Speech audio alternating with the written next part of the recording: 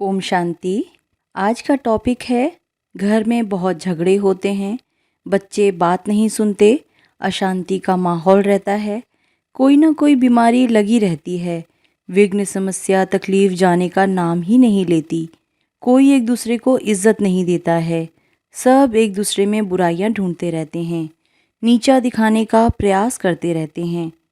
सब ये सोचते रहते हैं सामने वाले का स्वभाव बदल गया है, वो अब ठीक से पेश नहीं आते हैं। कुल मिलाकर बहुत सारी टेंशन। अब जब टेंशन आई है तो उसे भगाना भी तो पड़ेगा ना।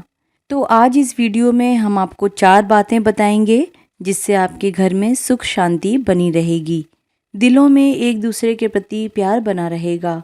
लेकिन आपको वो चारों बातें जो हम बताएंगे वो साथ में ही करनी पड़ेगी, ठीक है? तो चलिए शुरू करते हैं। सबसे पहला है प्यार। प्यार एक शस्त्र है जिसकी हार कभी नहीं होती। प्यार की भाषा तो जानवर भी समझते हैं, फिर आपके घर में तो मनुष्य रहते हैं ना। तो प्यार से किसी को भी आप अपना बना सकते हैं, क्योंकि प्यार हमारा स्वधर्म है। प्यार सभी को अच्छा लगता है ना। झगड़ा किसी को अच्छा नहीं लगता। आखिर रहना तो हम सबको एक ही घर में है, एक दूसरे का साथ निभाना है, क्योंकि रिश्ते ही ऐसे हैं। लेकिन ये प्यार इतना खूबसूरत है, आप किसी को भी बदल सकते हैं। अब आप कहेंगे मैंने तो बहुत प्यार किया, कितने प्यार से बात की, बहुत समय तक कोशिश की, लेकिन वो बदल ही नहीं रहे। तो धैर्य रखिए, पल भर में कुछ भी नहीं बदलता, है ना। स्वभाव बदलने में समय लगता है, तो प्यार करते जाइए धैर्यता के साथ। चलिए इसी पर आपको एक कहानी सुनाते हैं, जिससे आप समझ जाएंगे कि प्यार की शक्ति क्या होती है। एक बार एक महिला एक सन्यासी के पास पहुंची। वो सन्यासी बहुत विश्वविख्यात थे, बहुत फेमस थे, मतलब उनका बहुत नाम था। लोग कहते थे वो एक जड़ी बूटी देते हैं जिससे बड़ी से बड़ी समस्या भी खत्म हो जाती है। तो वो महिला उसके पास गई। उसने सन्यासी को बताया, मेरा पति पहले बहुत अच्छा था, मुझे बहुत प्यार से रखता था, मुझे बहुत प्यार करता था, मेरी हर बात मानता था। अभी तो जब से वो युद्ध से वापस आए हैं इतना गुस्सा करते हैं, प्यार तो बहुत दूर की बात है, मुझे बहुत भला बुरा बोलते हैं, जली कटी सुनाते हैं, मुझे बहुत तकलीफ होती है।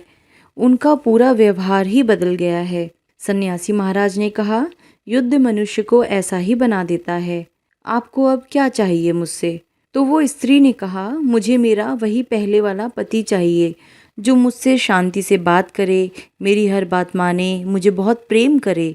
सन्यासी महाराज ने कहा, ये तो बड़ी मुश्किल बात है, मुझे जड़ी बूटी के लिए जिस चीज़ की ज़रूरत है वो तुम नहीं लेकर आ पाओगी। स्त्री ने कहा, आप बताइए तो सही, मैं कुछ भी करने को तैयार हूँ, बस मुझे मेरा पहले वाला पति वापस चाहिए। तो सन्यासी ने कहा, जड़ी बूटी बनाने के लिए मुझे शेर का बाल चाहिए। महिला ने कहा, अरे ये तो बड़ा मुश्किल काम है। सन्यासी ने कहा, मैंने तो तुमसे पहले ही कहा था। फिर महिला ने कहा, मैं करूँगी, कैसे भी करके करूँगी। वो जंगल में गई। शेर की एक दहाड़ सुनकर वो इतना डर गई कि वो वापस चली आई, लेकिन फिर भी हिम्मत करके सहमते हुए वो रोज़ जंगल में जाने लगी। और ऐसा करते करते वो धीरे धीरे शेर के आसपास भी जाने लगी। और शेर को भी ये एहसास हो गया कि कोई इंसान मेरे आसपास घूम रहा है। धीरे धीरे वो महिला शेर के लिए मांस लेकर जाने लगी और वो मांस खाने लगा। कुछ दिनों तक यह सिलसिला यूं ही चलता रहा और समय के साथ उनमें अच्छी दोस्ती हो गई। महिला और शेर अब एक दूसरे के मित्र जैसे बन गए थे। एक दिन वो भी आया जब महिला शेर का बाल लेकर साधु के पास पहुंची।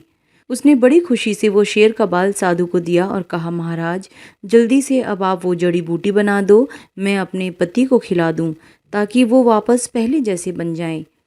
सन्यासी महाराज जहाँ बैठे थे वहाँ हवन की आग जल रही थी। सन्यासी ने वो शेर का बाल लिया और उस हवन की आग में डाल दिया। यह देखकर महिला क्रोधित हो गई। उसने कहा, मैं कितनी मेहनत से, कितनी मुश्किल से ये लेकर आई थी, आपने ये क्या कर दिया?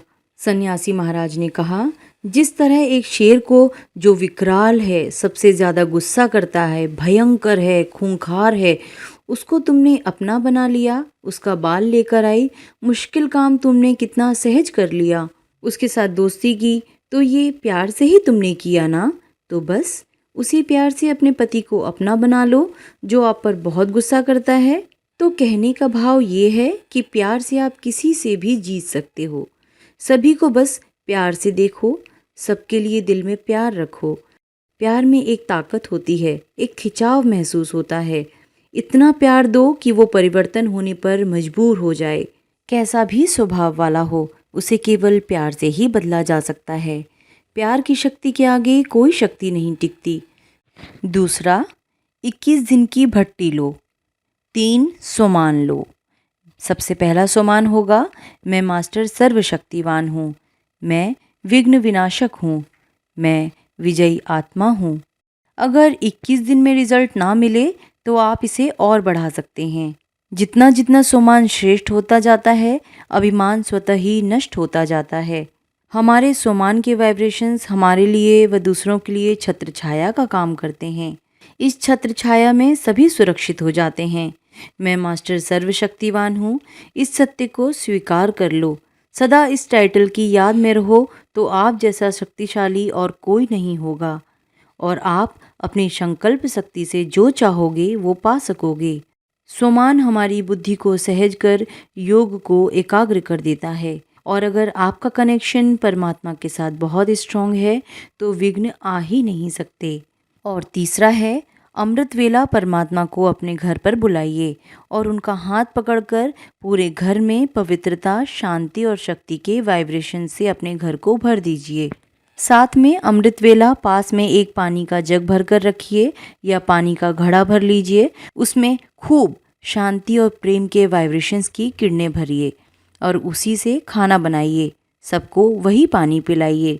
परमात्मा शिव बाबा को अपने घर का मुखिया बनाइए। घर की सारी जिम्मेदारियां उन्हें सौंप दीजिए। बाबा, ये सब लोग तुम्हारे, ये घर भी तुम्हारा, तुम ही अब सबको संभालो और आप बेफिक्र बादशाह बन जाओ। और दिन में 3 बार 5-7 मिनट शक्ति, पवित्रता और शांति की खूब वाइब्रेशंस घर में फैलाइए। चौथा है, अपने में सहन शक्ति, धैर्यता और समाने की शक्ति रखो। तो सहन शक्ति पर आपको एक छोटी सी कहानी सुनाते हैं, इससे आपको बहुत हिम्मत मिलेगी। एक महिला, उसके बेटे की शादी हुई और घर में नई नवेली दुल्हन का आगमन हुआ। माँ खुशी से नाचने लगी, मानो उसके सभी अरमान पूरे हो गए। शुरू में तो माँ ने नई बहू को बहुत लाड़ प्यार किया, लेकिन जैसे जैसे समय बीतता गया, सास का स्वभाव चिड़चिड़ा होता गया। वो बात बात पर बहू को टोकने लगी। बहू भी स्वाभिमानी बाप की बेटी थी, वो भी कब तक सुनती। उसने भी मन ही मन सास को गाली देना शुरू कर दिया। अब तो हर छोटी बड़ी बात पर सास बहू की तू तू मैं होने लगी। सास रोज चिल्ला चिल्ला कर बहू के किस्से पड़ोसियों को सुनाती थी। बहू भी आखिर कब तक सुनती। वो भी पानी सर के ऊपर निकलने पर सास को जली कटी सुना देती थी। बात यहाँ तक पहुँच गई कि खानदान और परिवार की बुराइयाँ तक होने लगी। एक दिन तो सास ने बेटे को बहू के खिलाफ इतना कहा कि बेटे ने अपनी पत्नी की बहुत पिटाई कर दी। बहू रोज के इस कष्ट कलेश के जीवन से तंग आ गई थी और वो ये कलह कलेश का द्वेष लेकर पिता के घर भी नहीं जाना चाहती थी। आखिर एक दिन वो आत्महत्या करने के लिए चल पड़ी। पानी लाने का बहाना करके वो मटका लेकर घर से निकली। नदी किनारे पहुंचकर उसने मटका एक किनारे से रखा और तेज धाराओं की ओर चल पड़ी। वह उन तेज धाराओं में कूदकर अपना जीवन नष्ट करने वाली थी कि अचानक उसे किसी ने पकड़ लिया। जब उसने पीछे मुड़कर देखा तो वो स्तब्ध रह गई। वो रक्षक एक बूढ़ा साधु था। साधु कुछ पूछता उससे पहले वो फूट फूट कर रोने लगी। साधु बोले, बेटी क्या बात है, क्यों अपने अमूल्य जीवन को नष्ट करने जा रही थी? बहू बोली, बाबा मेरी सास बहुत बुरी है, हर रोज़ पड़ोसियों से मेरी बुराइयां करती है, घर में बहुत लड़ाइयाँ करती है। शाम को जब मेरे पति काम से वापस आते हैं तो उनके सामने शरीफ बनकर मेरी शिकायतें करती है। फिर मेरे पति अपनी माँ का पक्ष लेकर मुझे मारते हैं, पीटते हैं। मैं तंग आ गई हूँ इस जीवन से और मैं अब और अधिक नहीं जीना चाहती हूँ। मुझे कृपया करके मर जाने दीजिए। साधु ने अपनी झोली से एक धागा निकाला, कुछ मंत्र बोले और उस धागे पर फूंक मारकर उस बच्ची को दे दिया और कहा, बेटी अब जब भी तुम्हारी सास तुम्हें बुरा भला बोले, इस धागे को अपने मुंह में दांतों से दबा कर रखना और सास जो आदेश दे कोशिश करके उसकी बात को मान लेना। कुछ ही दिनों में तुम्हारी सास पड़ोसियों से तुम्हारी तारीफ करेगी और वो भी बदल जाएगी और तुम्हें बहुत प्यार करेगी। बहू ने सोचा बाबा ने आशीर्वाद दिया है तो ज़रूर ऐसा ही होगा। उसने वो धागा हाथ में बांध लिया और मटका पानी से भरकर घर पर वापस चली गई।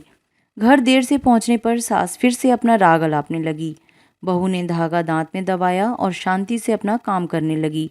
जब बहू की ओर से कोई प्रतिक्रिया नहीं आई तो सास भी चुप हो गई।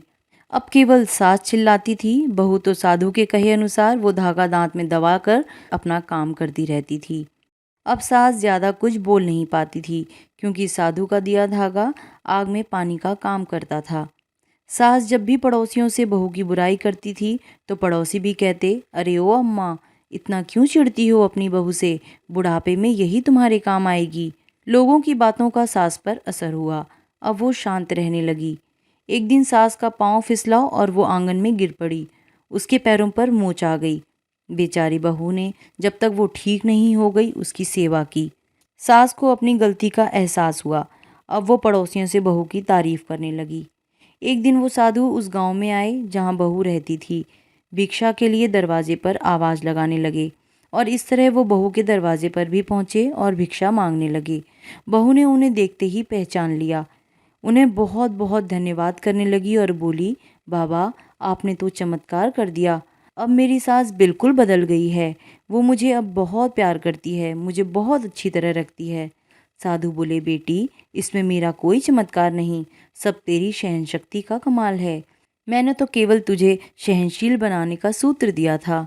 इस धागे को दांतों में दबाने से तुम कुछ बोल नहीं सकती थी और तुम्हारे नहीं बोलने से सास अकेली कब तक बोलती। जब दो लड़ते हैं ना तो दोनों की गलती होती है। सहन करने का मतलब ये नहीं होता कि हम कमज़ोर हैं, ये हमें बहुत ऊंचा उठाता है।